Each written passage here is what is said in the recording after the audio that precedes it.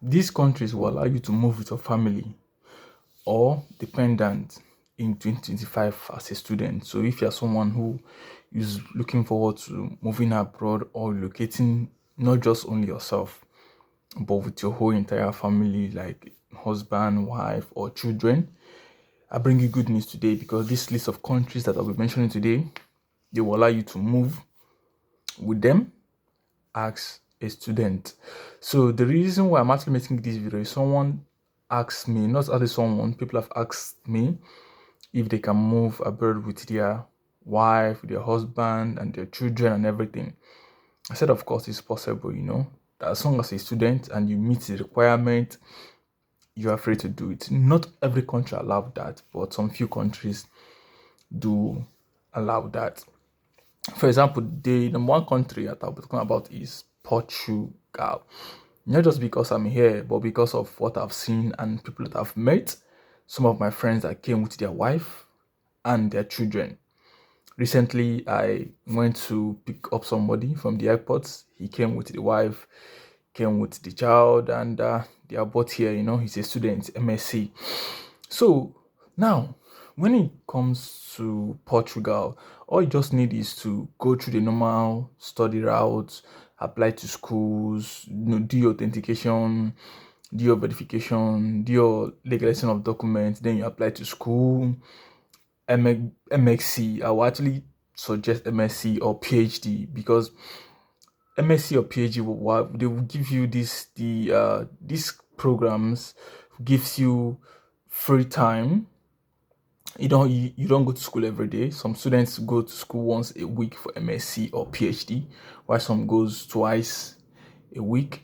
So it will give you time to work and also cater for your family. Since you're coming with a dependent, definitely you will need to kind of like pay bills, take care of wife, children, and or spouse. So you will need to pay a lot of bills. So with this, it gives you breathing space. Let me just say, it gives you breathing space. Like you have a little peace of mind. You're not like someone who just like going to school every day. Like you struggle to go to school, you struggle to get a job, even though you get one. You be running like back and forth, just try to live up the expenses here. But for MSc and PhD, they are good to go. I recommend that. Though BXc, I don't know, you might give it a try. But for MSc and PhD, that's very good. All right. So now the good news is once you actually apply to school and you get admission, it's not left for you to decide, okay, do you want to first apply for yourself? Then, or do you want, if you come here, then you can actually apply for yourself, like apply for your dependent, that is your wife, your husband, or your children to come and meet you here. But for me personally, I would actually advise once you get your admission from school, you apply for both yourself and your children or spouse because it's way easier that way. What they will just do is they will just apply for the accompanying visa. If you are the husband, your wife and your children, they are your dependents.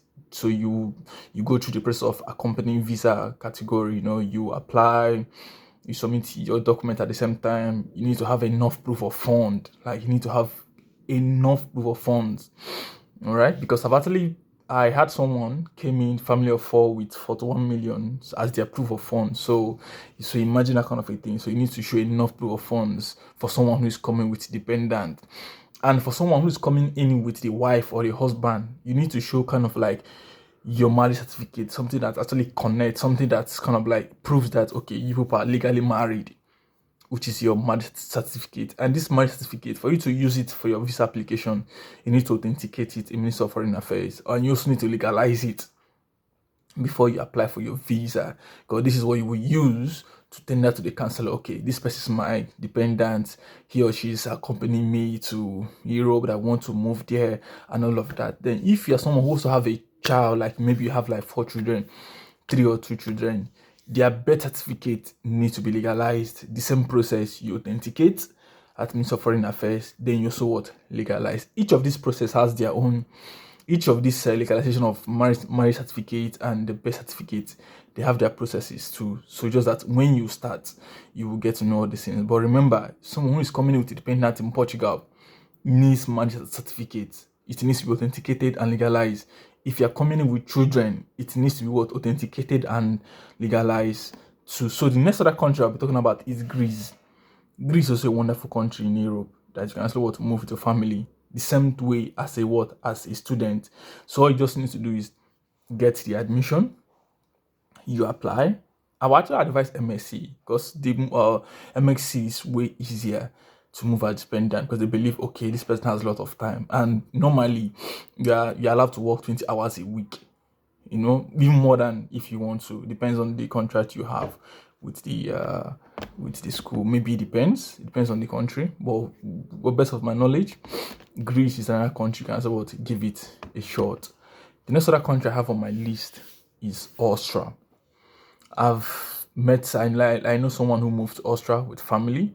All right, so does that the same process? Austria requires legalization. You need to go through the embassy, legalize your school documents, you apply. One thing about Austria is their school fees is cheap. Their school fees is very, very cheap. I know of one university in Austria, their school fees is 740 euros. 740 euros for real. I personally, I actually wanted to apply to Austria, but just that what discouraged me is their legalization process. Man, it's expensive. Let me say, Austria legalization is expensive, but trust me, Austria is a very good country that anyone can actually move to. Then again, the UK, of course, before UK was the top of the toppest moving with family, moving with dependents. But right now, they have streamlined it. So only research students can actually move with family. Because I personally know someone who actually tried this route, but just that it didn't go well, they were actually looking for admissions on research programs, but they didn't go well because they were actually looking forward to move with family and everything. So students who are going for research programs, once you get admission, you have your enough proof of funds, you can move with family. That one is very, very sure. So another country again that I have here on my list is Sweden. Sweden is a wonderful country for real. I remember someone I know someone in my class actually studied in Sweden, but she's actually doing a program which I'm doing because she has this love for hospitality and everything. So Sweden, based on with my discussion with her, so I was meant to understand that Sweden allows dependent, right? So the same process. And what about Sweden? Sweden doesn't require legalization. Nope, not like legalization when it comes to Sweden. You just need to apply, get the admission, apply with your visa, your dependent, show enough proof of funds, and all of that. So the next other country that I know that is good that I would recommend is Denmark. Denmark is a good country for real, and it's one of the strong countries when it comes to EU or the European Union. All right, so the same process, like I keep saying, is the study route. The study route. I'll keep saying it again. You apply to schools, find the school that you want, or that meets requirement. Maybe your budget.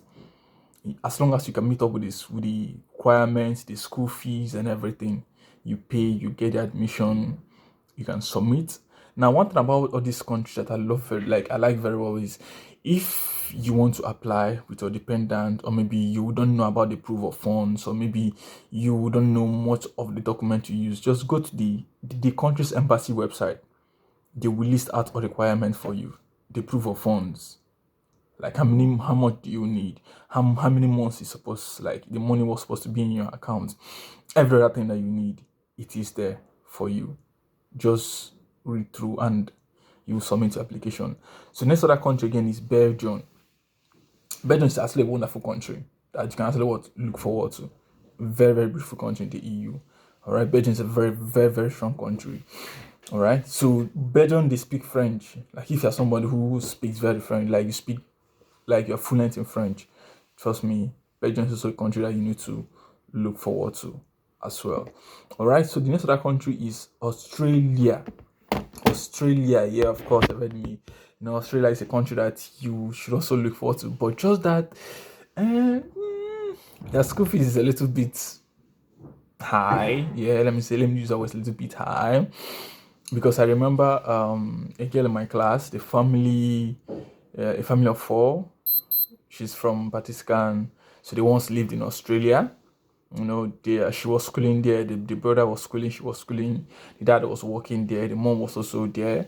So, but later decided to move to Portugal. Then later, after COVID, they decided to go back. So unfortunately, things didn't work out well. So they decided to stay here. All right. So, Australia is also a country that you need to look forward to the story route. Check the school you want. Look at the requirements, the courses, know the fees, know how you can cope up, do your thing. Then you apply once you get admission. Then same way you go to the embassy website, look at the requirement, how much you need for POF, all that you need to do. Then you shoot your visa applications, and all there is to it. Then another country again is Italy. Italy is a wonderful country. They say Italy is a city on water. So Italy actually is another country that you can actually give it a shot. Italy is very, very beautiful. I met an Italian guy here. Actually, I was supposed to go to Italy on December. So just that the Italian guy, is a friend I met. So we're supposed to go with one of my friend again to Italy to visit, to spend time with his family and all of that. So, but just that the work, he was expecting some Christmas holiday, but still didn't turn out well. Then we shifted it this year. So now what am I trying to say? Based on my personal experience and people that I've met from Italy who came here in Portugal. So when I ask them questions, when I discuss with them, they're able to give me streamline the process they use, all of that. The same way Italy requires legalization of documents. Just take your time, do those things. You apply to schools. Schools are very, very cheap. University of Sapienza, Milano, these schools are very, very cheap. Once you get admission from there, then your dependent can actually move with you. You all can actually apply at once, as long as you can prove strong financial capacity in the process. So the next other country that I have here on my list, let's see, I've actually typed some of these countries out. Based on my research, is the Netherlands or Holland. It's a very, very wonderful country. I must say, the I have a friend here. He's from the Netherlands, so he works here. He works with a communication company. So when I asked him, he said, "Well, there's a lot of Nigerians, in the Netherlands," and he said most of them are students. They came with a family that they are schooling there. What about Netherlands? Because I was looking into the Netherlands, one of their schools last year. There was a short program that I wanted to run in Netherlands, but I decided not to. So before I started my Portugal journey. So one thing about Netherlands is, you as a student, once you apply, you get admission, the school will help to process your visa based on my based on what I've researched. All right. So the school will help to process your visa as a student in the Netherlands. So with this, if you're someone who wants to move with family, trust me, it will help you, because you get to let them know that, okay, you're coming with dependents. They will give you the update, okay, this and that. Then you just need to follow up the process, and voila, you get a visa. Then you move with family.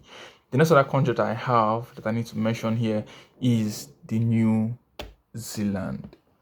New Zealand is a beautiful country.